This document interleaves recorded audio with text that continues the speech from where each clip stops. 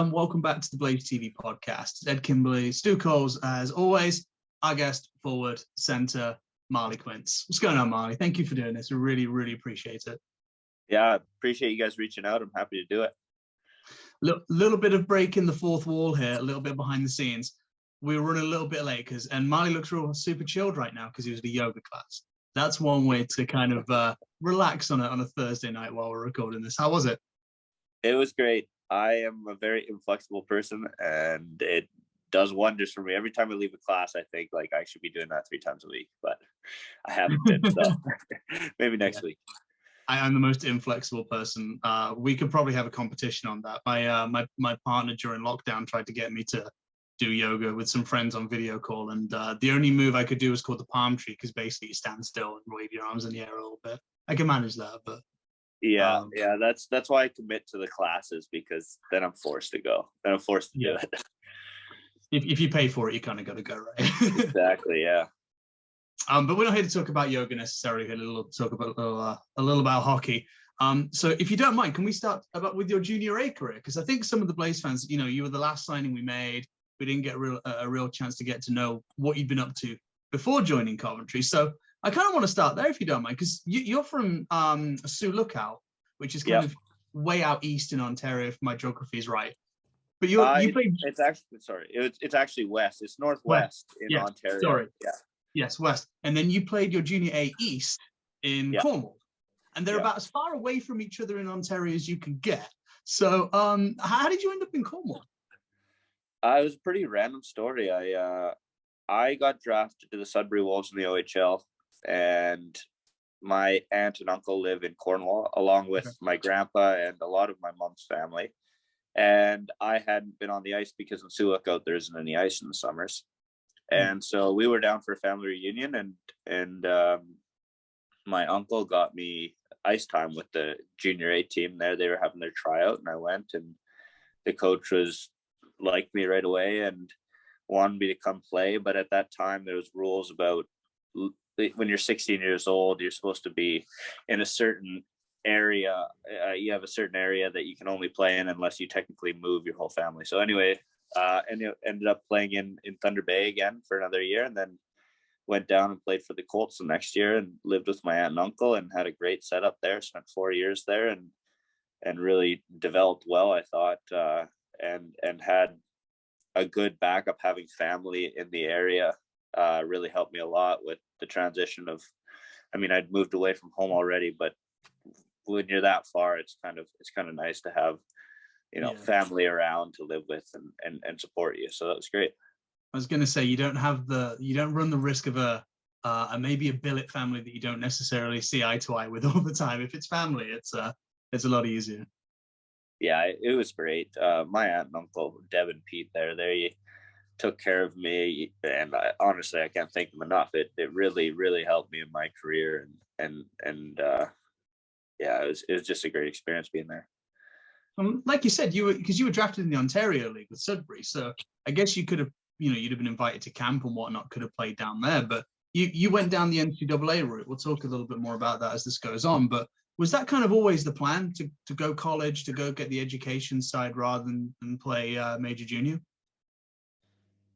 I didn't know what I was doing, really. I got drafted to Sudbury, and then there's the rule that if they pay for you for more than 48 hours, then you can't go and play in school. And I didn't know anything about school at the time. And usually, when you're 16 years old, and the OHL is usually where you want to go from in Ontario, that's where all the best players go. But anyway, it was my second year, and they didn't offer me they offered me the scholarship, but they didn't give me the books and the stuff that comes with it as part of the package. And so I just kind of made my own decision to stay in junior and see what happens. And at that time, the NCAA was becoming more popular, and I've known some people that had moved on and played there that I'd played with, and I didn't really know too much about it, but I knew that I was enjoying where I was in junior. We had a great spot and a good team, and we were doing well. And so I kind of just decided to stay in junior and see where that took me. Yeah, you did do pretty well. In the second year, you guys won the Bogart Cup there against Nepean, if I remember right. And I don't know how often this happens, but were you guys like the third and fourth seeds that ended up in the final rather than the first and second, which had been what, Carlton Place and somebody else, because Carlton Place are already up there. So winning that must have been pretty awesome. It was a great experience. That was a really tight team. We had some really talented players and some players that moved on to play Division One, and just really a tight group of guys. And that's what you need when you're not maybe the most skilled, and the top seed is a group that comes together. And so that was a really fun year. We had a good playoff and really just kind of ground through playoffs and ended up pulling it out at the end. But yeah, that was a special year for us. Yeah, and you were captain in your final 2 years, and you went deep in the playoffs both times. What was that like being captain? Being of a team when you're pretty young, because you would have been what, like 17, 18, something like that around then. Yeah, my final 2 years would have probably been 18, 19. I was turning 20 in my final year, and it was. I mean, it's a learning experience. I think that it's nice to get the letter early because you kind of learn what not to do, I guess, at some points, and you make mistakes, but that's just part of the learning curve of having the letter. But I didn't really notice it that much. I had been there for a while, so there wasn't a lot of new stuff for me. The coach was the same. It was Ian McInnes the same all 4 years that it was there, and mostly same group of guys, and a lot of local guys that had been around for a while that I knew. So I think that I enjoyed taking on the letter. I enjoyed having it, but it would also, I had to learn a lot being that young too. You rely on your coach, you rely on your other people around to, show you what to do and stuff like that. And you just try to lead by example. But I think it was a good learning experience for me. Yeah, I guess it's character building more than anything else, and in some ways it helps that develop that mental side. What it takes to be, eventually, if you go down that route, a pro hockey player. Was that about fair?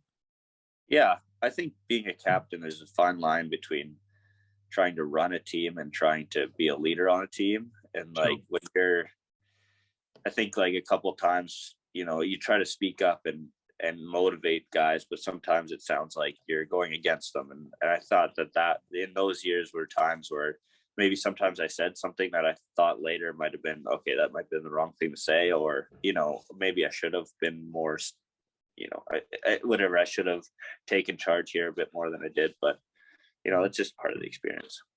Yeah, for sure. And it worked out pretty well for you. Like, so, you won the cup in the second year, you went into the playoffs as captain the last couple of years. And individually, you were the top graduating player in your final year. Now, I'm not massively clued up on junior A. What does it take to win the top graduating player? What's the criteria? And I mean, like that, I guess you would have been honored to receive it, right? I have no idea. I don't know what. I know that I won an award at that point for Cornwall and the athletics, but I don't think that's what you're talking about. Top graduating player, I'm sure it has to do with leadership, points, how well the team did, stuff like that. But I don't remember the credentials for that award. I'm not gonna lie. That's one for the boys and girls at Elite Prospects. yeah, exactly. Stu, do you want to pick something up here? Yeah, I mean, about that sort of same sort of time towards your end of your time in sort of junior A, you also got the opportunity to play Canada East under 19s in the sort of like the World Junior A Challenge, and you did that twice. What sort of experience was that as a sort of 19-year-old? That was an incredible experience. That was the first time, well, I mean, the only time, but that first year showing up to that tournament and seeing players that had been playing in the NHL that had played in that tournament, and also putting on your country's jersey is pretty amazing. And we got our butts kicked both years pretty much, but it was a humbling experience. But obviously the first year we did a little bit better. The second year we got our butt kicked. I think we lost every game, but it was a really cool experience. Like looking back, that was definitely one of one of the best experiences in those days of junior was putting on that maple leaf and playing for your country and getting to travel and meeting all the new guys and guys from all over Ontario and out east. It was quite an experience. It was something I'll never forget. And when you see the kind of level of some of the other teams that you're playing against and some of the other players, is that sort of give you an idea of what you need to do to improve? Like when you're on that cusp of 19, 20, you're thinking maybe pro hockey is for me. Is that something that you kind of see with the sort of level that other people are at, that it sort of inspires you to move on?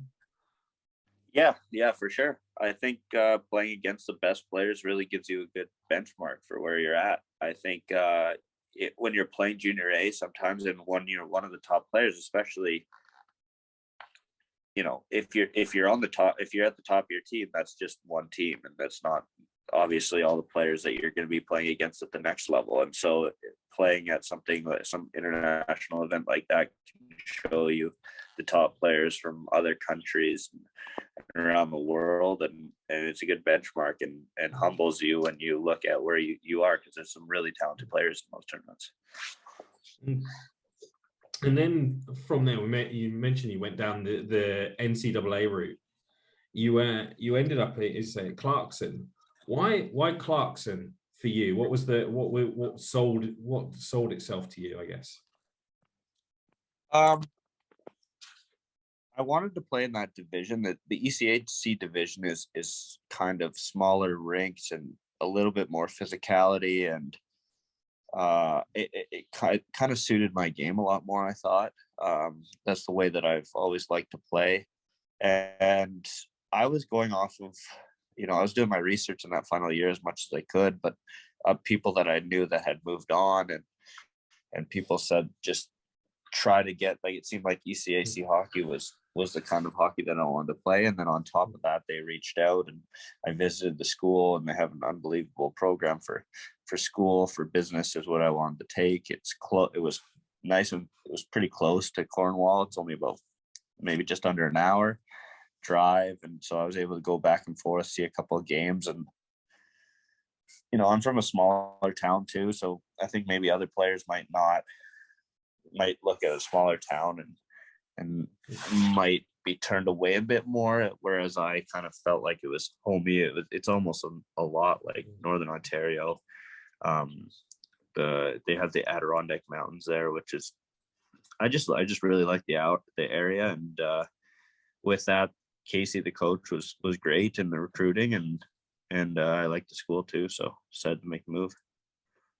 Yeah, and Clarkson have got a pretty good record in ECAC hockey overall. Like they do pretty well year on year in terms of wins. So it's an established program, as well as like you say, in a nice location, good facilities, etc. So it obviously brings some benefits. Definitely, yeah. They've a very professional program, run very well. And I think it shows. The years that I was there, we were always in that Sweet 16 or top 16 at the end of the year, and battling for a championship. And they demand a lot, but that's where you want to be moving on. I think you want to be somewhere in a program like that, and it'll only make you better. And the was it 2018-19 tournament champions? With Clarkson, and on the way you beat Yale, Harvard, and Cornell. That's a pretty prestigious collection of universities to take on and win a championship. Yeah, Cornell especially, cool. They've got a strong program, right? They sure do. Yeah, we've had the amount of battles we've had with Cornell. They're big. They play physical. It's always a hard game when you play with them. It's very simple hockey, and it comes down to pretty much compete level and just battling, really putting your head down in battle. So having them in the finals was kind of the perfect cherry on top to that season, and to get that goal and put them away. But it was all three of those teams very good teams. Harvard was really good at the time too, and we always had a hard time with Princeton. They had a really solid team too. compete level and battling. I think I've heard that from a one Danny Stewart at some point or another. Well, actually, many times over. It's a favourite of his, I'm sure, which is maybe one of the reasons why he's reached out to you. But we'll cover that a little bit. When you were at Clarkson and as well in the Canada East, hockey's quite a small world, and certainly there's Kelly Summers, who you played with, who's now in Nottingham. Do you find that you sort of cross paths with players quite a bit, sort of in and out all the time? Yeah, hockey is incredible for that. It is such a small world. You'll come across or you'll play with a person that roomed with another person in college, and everybody knows everybody. It's incredible how small it is. But yeah, I've kept in touch with Kelly, and he's a really good player. He's been over in Europe now. This is his second year and really enjoying it. So that's good to see. But I knew him all the way back to playing against him when he played for Carleton Place in Junior A, and played together in Canada East, and kind of just been buddies since. And you've obviously turned pro, and you mentioned there that Kelly's been in Europe a couple of years. You turned pro in the unfortunate year where the world decided to turn itself on its head. I mean, what was your experience of effectively turning pro and then everything coming around you? Yeah, it was a bit of a struggle, definitely. The first year, my first pro year, I turned pro, and then COVID just became a thing about halfway through the season. By the end of the season, I was in South Carolina, and we were the top place team. And then we found out right at the end of the year, with about 3 or 4 games left, that the season was over and that we were all done. So that was a bit of a shock. And then after that, I didn't really know what I was going to do. I knew that I wasn't sure if the league was going to happen that next year, and with that, it seemed like half the teams at least were going to get shut down, and so I decided not to play, and I wasn't too sure what I was going to do. But my girlfriend and I moved out to Western Canada and spent some time in the mountains out there and got away, and I think that was really an important time for me because it kind of showed me that I wanted to play again, and that I missed it a lot. And also just kind of, it's easy to sometimes take it for granted that you're playing pro hockey. I feel like when you've done it your whole life, and when you step away for a year, it really puts into a good perspective how lucky you are to be playing. So, so I think COVID kind of, you never know what it would be like if you just played that year, but also try to take it with positivity and look at the positive side of it. And then the last year I played when I was in Norfolk, we had COVID again, and it came through, and that just canceled a lot of games where the end of the season was just backlogged with, you had 7 games in 10 days. And then it just seemed like it was nonstop at the end. So yeah, it was, there was ups and downs with COVID, that's for sure. And it's kind of a balance, right? Because like you said, you're lucky because you're able to play pro hockey. You're still getting that opportunity to do what you love to do. But at the same time, you've had, was it 5 teams in 2 years? It's not great for stability, particularly when, in North America, teams aren't exactly closely located. It's not like you can hop on a train and go to the next rink. Yeah, that was one thing that was tough for sure. And I mean, it's not that bad when you're younger, but as you get older and like if you're moving around, it's taxing, and you have to meet a whole new group and stuff like that. And so I feel super fortunate to be able to play as long as I have. But yeah, at a certain point you want a little bit more stability, and I think moving over here has given that a little bit more. I mean, your job's not always there, but you don't see the moves that you see over in North America, and I couldn't be happier to be in the spot that I am right now, just with a bit more stability, seeing, living in a different country. It's all just really just trying to make the most of everything. Well, that leads into what Ed's going to ask you about now. So I'll hand over.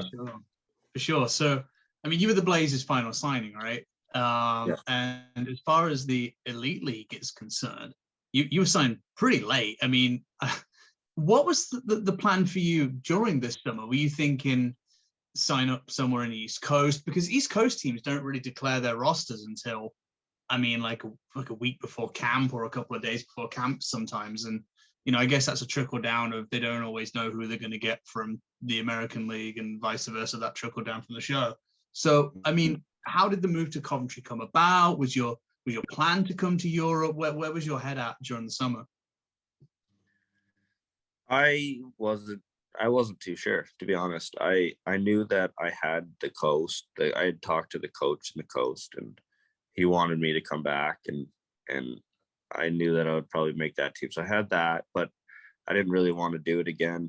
And I had talked a little bit with Stewie just about coming over, and it kind of took a while, and we weren't too sure if it was going to work. And then, I was at that point, it didn't really seem like I had a lot of good offers to come to Europe. So I was pretty much planning to go back to the coast. And then he had a guy back out last minute, really. So he gave me a call and just asked if I was still interested. And I said, absolutely. And pretty much from there, just jumped on a plane and came over. So I couldn't be more happy for that call. Yeah, I didn't know whether that link was already well established, because I remember the news of the guy that dropped out happening, and I think we're all pretty bummed. And then, I think it was like 2 days later, Marly Quince is announced as a signing, and he's on a plane. It was like, oh, okay, awesome. That was pretty quick. Yeah, it was an extremely quick turnaround, and I was actually out in Western Canada at the time, and so it was call me. It was like, okay, I got to get all my stuff. So I drove 2 days back to Ontario, got on a plane the next day, and flew over here. But it was worth it for sure. I couldn't be happier that maybe everything happens for a reason, who knows, but I felt super fortunate to get that call and be able to come over and join this team. No, well, and obviously we're really glad to have you. And I mean, that line with Colton and Jack, I mean, you guys have just hit the ground running. It's been a real pleasure to watch you guys. Have you felt that kind of chemistry straight off the bat? No, I don't think so. Those guys are such good players. I thought you meant in the past. I thought you were talking about no. Like, I mean, I think for the first couple of weeks of competitive hockey, I mean, you guys were banging in the goals, and now Radek and those guys have kind of got caught fire as well. It's like, okay, everything's firing, but for a couple of weeks there, Danny put his hands up and said, thank goodness we had your line going. Yeah. No, I agree. Those guys are just extremely talented players, and you find them with a little bit of space, they're going to find you. And I thought we did a good job, especially early, just kind of reading off each other, building off each other, making plays, and knowing that the other, like whoever has the puck, can make plays. So we're really looking to get back to producing a bit more, but it shows a lot that we started so hot. So I think there's no worry there. We're going to get back to it. But it's also great to see other lines catching fire, because we have 4 good lines that are they can put the puck in the net, that really play well, and it's great to see that we're getting contribution from everybody, because it's important. Yeah, when you can score up and down the lineup, I mean, it takes the pressure off the guys that are regularly contributing and finding ways to get on the box score every night, but it just takes the pressure off other areas as well. I mean, our decor has been great this year as well. I mean, those 3 solid blocks have all really worked well together, and even when Tanner was out of the lineup, they all found a way to make it work, with Forbesy helping out to maybe settle it after some special teams and whatnot. Yeah. I think Forbes is a big piece of this team. He can play anywhere in the lineup, really, and that's important when you have, it doesn't seem like we have. If we have one injury, we're going to be looking for someone to fill that spot, right? Because you don't have the farm system that you might have in North America, or you don't have scratches every night. So a couple injuries, you're going to need the shuffle guys around, and Forbesy did a great job on the back end when Tanner was out.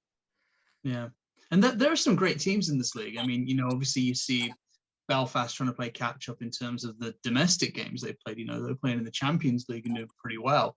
So to be, I mean, at the time of recording this, we're third in the league, we're top of the Challenge Cup group.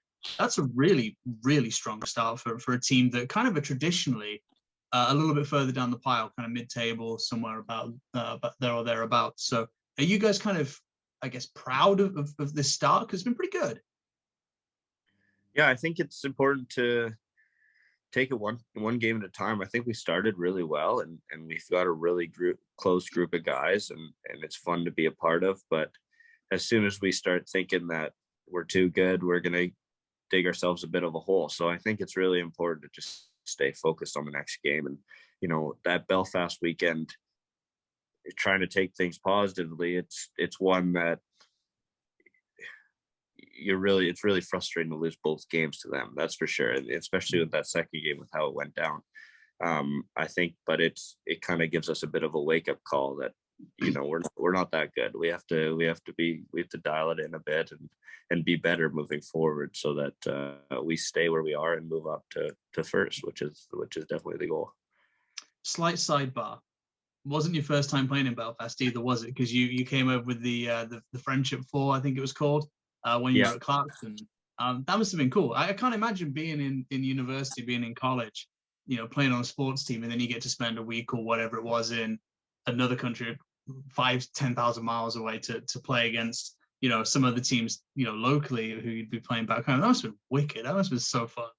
That was an amazing experience. We had a lot of fun over here. We did some sightseeing and had a great time. And it was funny. Yeah, we're playing a team that's 3 hours down the road in New York, and then we come over here to play them. But we had a great time. Yeah, it was a good challenge, and I just remember the fans being unbelievable. That place was packed, and everybody. It was almost like a football or a soccer game or a football game where, you know, there's the chants and the crowd's just yelling the whole time. We didn't really know what to make of it, but it was a lot of fun. Presumably, when you signed, though, that wasn't the only, I guess, knowledge you had of the Elite League. Was that, oh, okay, there are some teams over here, and, you know, some of them playing pretty big rinks. Well, what else did you know about the Elite League before you came over and hopped on that plane here? I've known some people that have played over here before. Aaron Tho was my roommate in college. He played for Nottingham last year, and there's some other guys that had been over and kind of were communicating with me. I had some guys that just pretty much reaching out to guys that were over here, seeing how they liked it.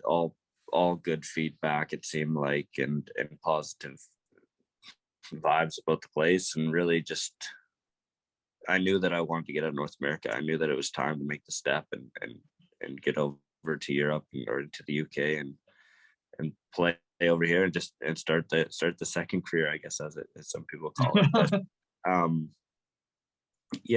I don't know. I just pretty much just from what guys that I've played with have said that have played over here and just said it was a great league and decided to make the decision on that. It's a league that some guys sleep on, I think, isn't it? You know, it's certainly getting a growing reputation, particularly for, you know, the level of the hockey here. Yeah, for sure. I think every year you hear a bit more about it, and more guys come over from North America. So, yeah. Stu, is there anything else you wanted to ask before we wrap her up here? No, I think it's been great having you on, Marly. Really glad that, you know, despite your extensive travel journey, that was a little bit rushed, driving a couple of days. Really glad you're over here. It's been a great start to the season, and we look forward to seeing what happens during the rest of the year. Yeah, thank you guys for having me, and I'm the same way. I think the potential for this team is super high, and we just keep working. We're going to be in a good spot at the end of the year, and I'm excited to see how it goes. Yeah, I think we all are. We're all rooting for this group. It's a great group of guys. I think we're all feeling that, and we'll see where. I don't want to wish the season away, but we'll see where we are in 6 months. And hey, listen, I'm super glad that I didn't have to do that journey, considering I couldn't remember my east from my west a few minutes ago. It's a long one, but it's all worth it. That's for sure. For sure. Guys, thank you so much for tuning in. Marly, thank you so much for being here. We'll see you at the Sky Dome real soon, and we'll also see you back here on the Blaze TV podcast before you know it. Take care. Stay safe. Bye for now.